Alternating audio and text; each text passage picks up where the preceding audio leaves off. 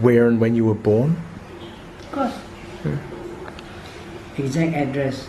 Oh, the exact address. 29 Yeah. Jalan Ismail, Mm-hmm. Batu Pahat, Johor. Okay. And was what, September 1935, right? 11 September 1935. Oh wow. What do you remember of your childhood? I mean, going to school, lessons, anything like that? Starting way back when. Oh, maybe, I don't know, like primary school, secondary school, anything like that? Look, No? my education was much interrupted by the war. Yeah. Right. When the Japanese came, conquered Malaya in 1941, Yeah. I was 6 years old, right? I was supposed to have started school, right? Yeah. So because of the war, we were delayed 4 years. So for the 4 years during the Japanese occupation, education was very haphazard. So you had no formal primary education? No, No. very haphazard. During the war, I went to a Japanese school, Mm-hmm. supposedly to have studied Japanese. Yeah. But I did learn a few words in Japanese. The Japanese invasion. Yes, so I did learn a few words of Japanese, which I've forgotten entirely. But in between, after school, so-called school, but Japanese school, Yeah. I had some private tuition in Chinese. Okay. That was at the insistence of my father, Okay. who was quite a Chinese scholar. Yeah, that's right. He was a journalist, wasn't he? Yeah. Yeah. So I did some informal. Okay. What do you remember? What do you remember of the Japanese invasion? Bombs. Before the Japanese, when the Japanese were coming down from the north, did you know that the Japanese came from north? Yeah, they came on bicycles, didn't they? Yeah.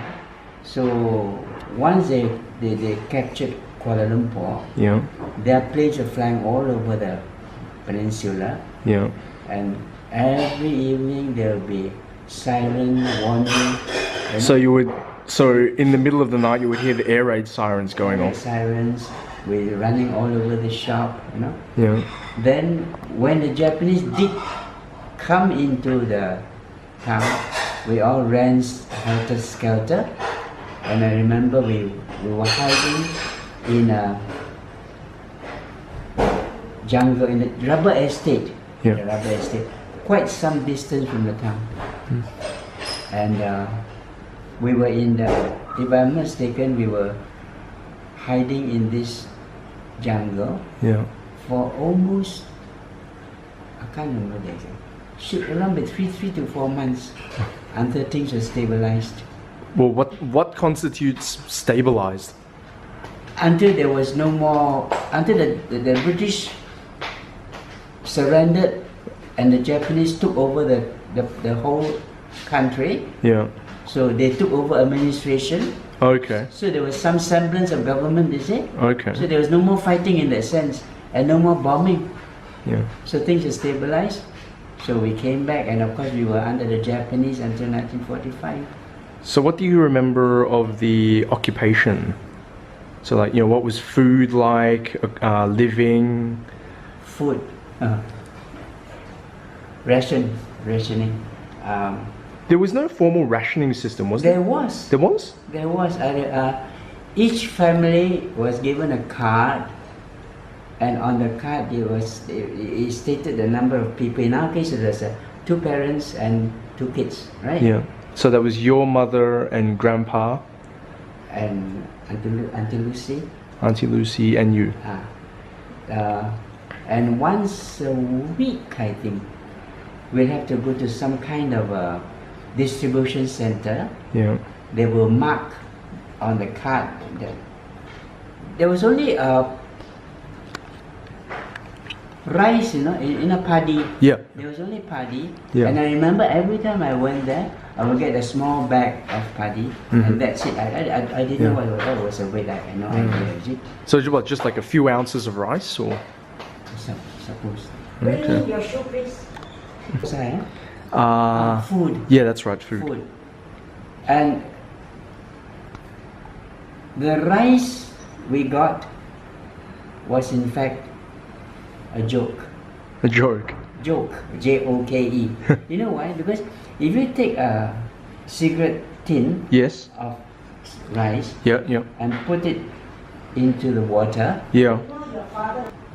So all you got was one little cigarette tin full of rice. oh yeah, only about a quarter of that would be rice seed. The rest will be empty husk floating to the top. And that's it. That's it. So in other words, the amount of rice we got, the bag of rice we got, only about a quarter of that would be edible. So that would be like what, 1 cup, half a cup? A cigarette can, a So- cigarette tin. Yeah, so Right. pretty minuscule. Yeah. So obviously nobody will be able to survive on that, Yeah. right? So we- so what did you We had to supplement that with tapioca, sweet potato, all kinds of roots and whatever. You see? whatever vegetables you can find? Whatever leaf you would eat. See?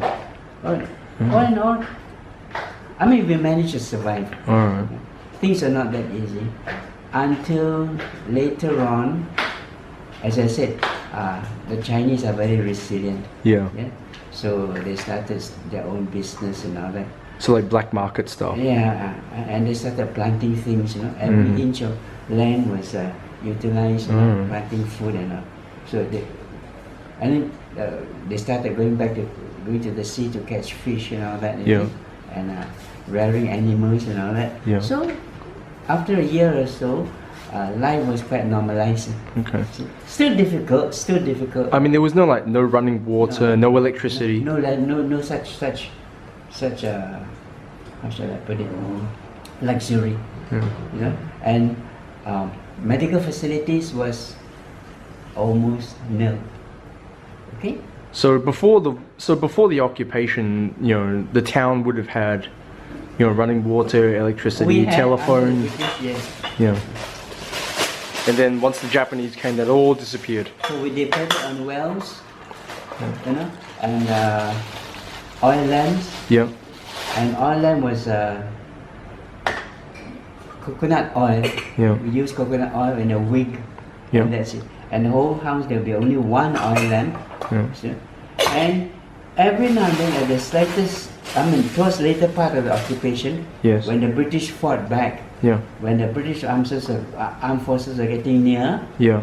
every now and then people were running around town Yeah. shouting at us us to blow out the oil lamp for fear of British bombers. So you still had a blackout. Oh yeah, we had all the time, Oh wow. all the time. But anyway, we managed to survive 4.5 years.